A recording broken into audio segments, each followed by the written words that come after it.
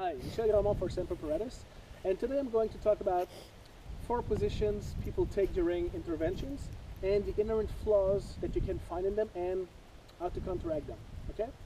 To better understand where I'm going with this, 2 things you need to keep in mind. First off, when we're in a stress position, the first thing we tend to do is get tensed. Okay? So this is going to lead to some problems, which I'm going to explain in a bit. And the other thing is, if somebody is going for my face, the first reflex I'm going to have is to raise my arms to kind of protect my head. Okay?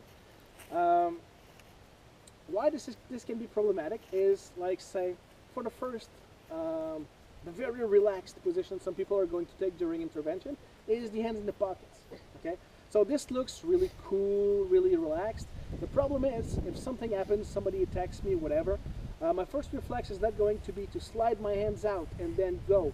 I'm going to try to bring my hands up right away. So what this is going to do is I'm going to kind of get stuck in my pockets before I'm able to do something. So hands in the pockets, that would be a big no-no right from the start. You should never have your hands in your pockets. It looks relaxed, but if something happens, you're on the losing end right away.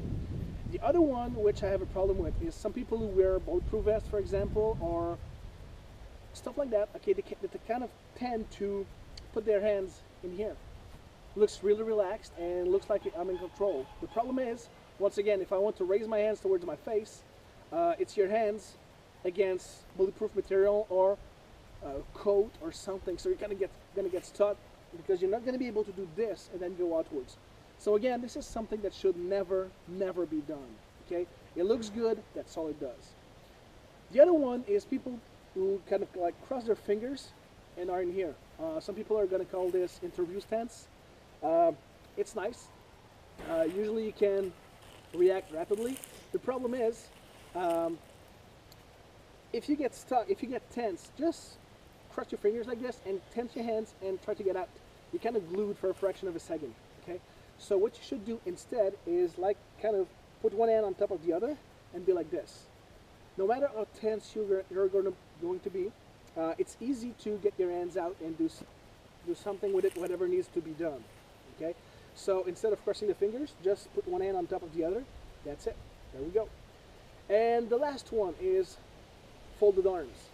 If you fold your arms, just do it and just tense for a second. Okay? What's going to happen is you're going to be stuck in your own arms.